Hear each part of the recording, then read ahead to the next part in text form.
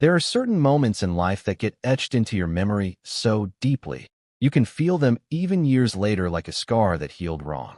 For me, one of those moments came on a Tuesday night, sitting in the dark corner of our living room, listening to the soft vibration of her phone on the coffee table.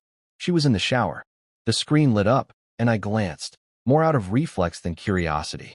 I shouldn't have looked, but I did, and I saw his name, a string of hearts in the preview. Can't wait for this weekend. You're all I think about. My stomach dropped. I froze. You always imagine how you'll react in a situation like that. Punch the wall, confront them, maybe even cry. I just stared at it, blinking, like my brain refused to process what my eyes were showing me. She walked out of the bathroom a few minutes later, wrapped in her towel, humming some tune under her breath like the world was normal. And I, apparently, was still supposed to be her husband. Her name is Claire. We were married for 4 years. Dated for 2 before that. I thought we had built something real. We had shared routines, inside jokes, a messy apartment with chipped paint on the kitchen windowsill that she always said she'd repaint, but never did. I thought that kind of comfort meant something. I thought I was enough. Turns out, I was just reliable. A placeholder. For the next few weeks, I didn't say a word. Call it cowardice or calculation, I don't know. But I couldn't bring myself to confront her. I wanted to be sure. So I started watching. Quietly. Observing the little lies. The late meetings. The new lingerie tucked deep in her drawer. The subtle distance. It's a strange thing, pretending not to know that your world is unraveling while still participating in it. I'd cook dinner. We'd laugh at reruns. We even visited her parents one weekend like nothing was wrong. But inside, I was planning. And I don't mean planning revenge. I don't think that's what it was. It was more like, I needed her to see, really see, not just what she had done, but who she had done it to. Me. The man who had never missed her birthday, who had carried her through 3 job changes and 2 months of panic attacks, who had given her everything he could think of. So I decided, I'd give her one more perfect night. Her birthday was coming up. She loved birthdays. She made a big deal of them, balloons, decorations, that kind of thing. She always said she liked celebrating the people she loved. That used to include me. I spent 2 weeks planning. Made reservations at her favorite Italian place, the one with the rooftop view she adored. I invited 8 of her closest friends, people who'd known us as a couple, people who thought we were doing great. I ordered a custom cake with her favorite lemon cream filling, had a bouquet delivered that morning with a handwritten note from me, full of words I no longer believed but needed her to read anyway. The night before, I printed out the texts, pages and pages of them, conversations that stretched over weeks, maybe longer. Some of them I couldn't even bring myself to read in full, but I printed them all, put them in a manila folder. Neat. Simple. Just the facts.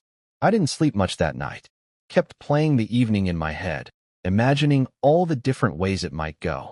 The part of me that still loved her hoped she'd break down and apologize, maybe even beg. But another part, one that had been slowly waking up inside me, just wanted to walk away. The day came. I got dressed in my nicest suit. She wore that navy blue dress that made her eyes stand out. She smiled at me like I was still her husband.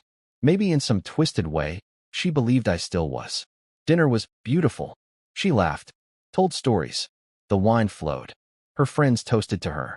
I played the role perfectly, smiling, squeezing her hand under the table, even giving a short toast about how much she meant to me. People clapped. She kissed me on the cheek. And then came the cake. Everyone sang. She beamed.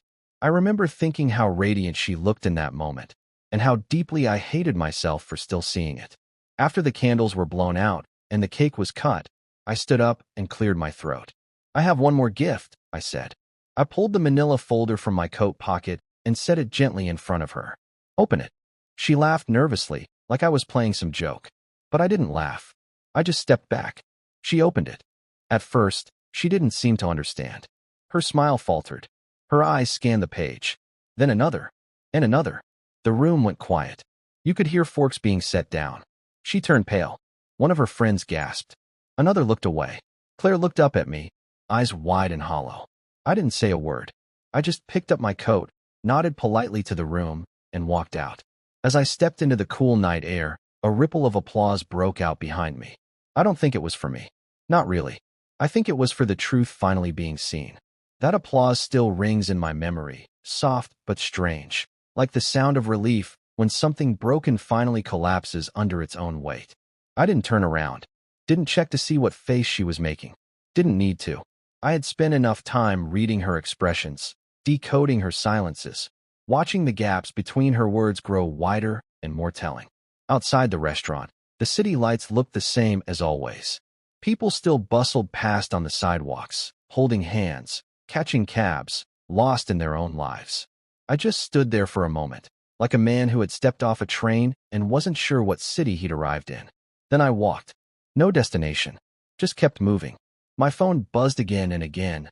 Texts, calls, some from her friends, some from Claire herself. I didn't look. I couldn't. Not yet. I ended up at a little bar I used to visit before we got married. It was mostly empty. I sat at the far end and ordered a club soda. The bartender, a guy who looked like he'd heard every kind of story, didn't ask questions. Just gave me the drink and a quiet nod. That night, I stayed at a hotel. Small place. Clean sheets. No memories. I lay there staring at the ceiling, trying to feel something. Relief. Sadness. Anger. Instead, I just felt empty. The next morning, I powered on my phone. There were over 30 messages from Claire. They started with confusion. What is this? Then panic. Please call me. Then defensiveness. You went through my phone. Then desperation. I'm sorry. I messed up. Can we talk? But the one that got me came 2 days later. You didn't even yell. You just left. Like I never mattered. And the truth was, I didn't leave because she didn't matter. I left because I finally realized I did.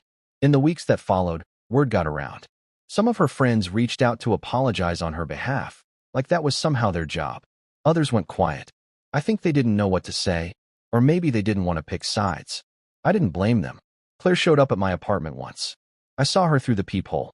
She stood there for a long time, arms crossed, clutching something, maybe a letter. Eventually, she slid it under the door and left. I never opened it. The divorce process started soon after. I'd already spoken to a lawyer before the birthday dinner, had the paperwork ready to go. It was cleaner than I expected. No kids. No shared property beyond the apartment, which I gave up willingly.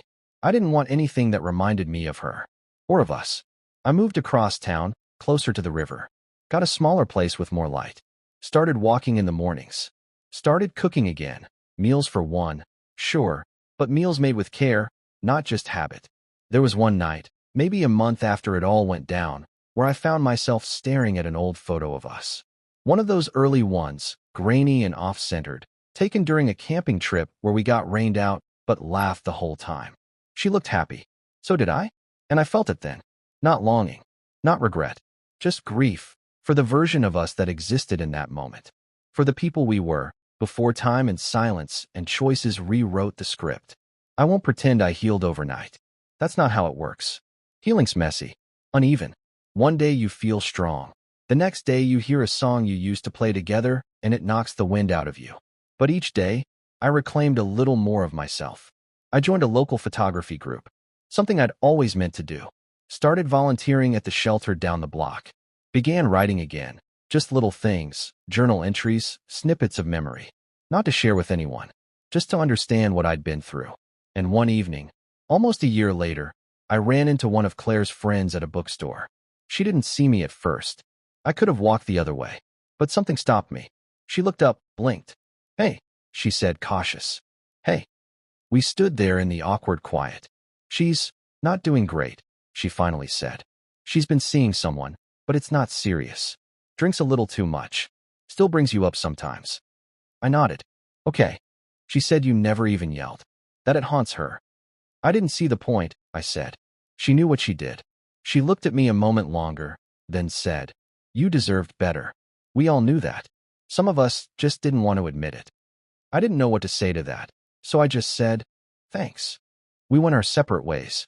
That night, I slept deeply. For the first time in what felt like years, I didn't wake up thinking about her.